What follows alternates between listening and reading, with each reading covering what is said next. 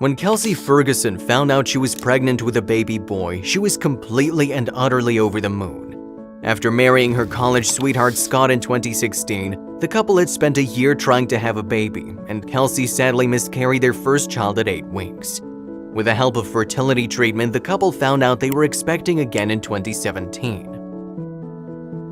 In a personal essay for Love What Matters, the mom explained how they were told their son had a heart defect and a chromosomal abnormality at the 20-week scan, meaning it was unlikely he would survive the birth. She recalled, "The doctor came into the room and said, 'I'm sorry, he is terminal and will not survive.'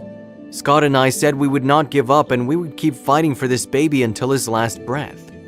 As a result, Kelsey had to go into hospital for tests twice a week as the baby was measuring so small. It was around this time that Scott started experiencing body aches, joint pain, a nasty cough, and fever, but the couple assumed it was a cold brought on by his new job and their recent house move. On 4th of June 2018, Kelsey was admitted to hospital for monitoring and told she'd be induced the following week. After Scott visited her that day, Kelsey and her friend acknowledged that he looked pale and wasn't himself.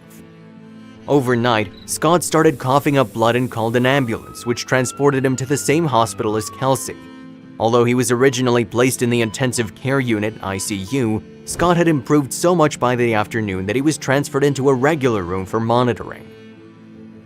"I was able to get escorted from my room to see him twice a day for a few hours at a time on Tuesday and Wednesday," Kelsey said. "He was still having a really hard time getting his oxygen levels up and was getting really frustrated." When she didn't hear from him on Thursday morning, Kelsey assumed Scott must still be sleeping, but she later found out he'd been transferred back to the ICU. She explained, "I went down there and they told me they needed to put a central line into his neck because they were going to do a procedure similar to dialysis where they would take out his blood, clean it, and put it back." For the procedure, Scott had to be sedated and his lungs were in a much worse state than doctors expected, meaning he'd need to have a bypass. Tragically, the dad-to-be went into cardiac arrest during the operation.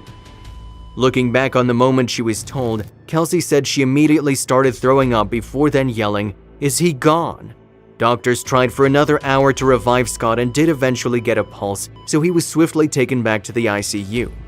At this point, Kelsey was told Scott wasn't in a stable condition and they wouldn't know what damage the cardiac arrest would have done to his brain. "After speaking to the doctor, I was able to be with Scott for a bit. I sat next to his bed holding his hand, telling him how much his son and I loved him," she said. The next day, Kelsey was trying to get some sleep in a waiting room near around the corner from Scott when she was given the devastating news that there was nothing more doctors could do. "I fell to the ground screaming. I threw up some more and couldn't even believe this was real. It felt like a bad dream that I would wake up from. Even now, it feels like it couldn't have been real." After that, Kelsey rushed to his side and held his hand for hours. But after almost fainting several times, her mom urged her to leave. The mourning mom-to-be later found out that her husband was suffering from the autoimmune disease Wegener's vasculitis. The day after Scott's funeral, Kelsey was induced and was well aware that she might now lose her baby too. On the 12th of June, Kelsey welcomed baby Maxley Russell.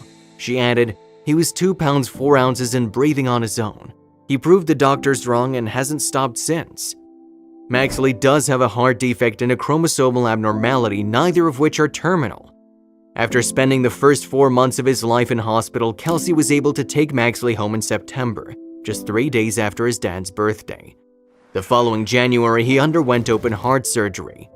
Although the operation itself went well, his condition plummeted in the following days, and in a heartbreaking twist, he eventually ended up on the same life support machine as his dad.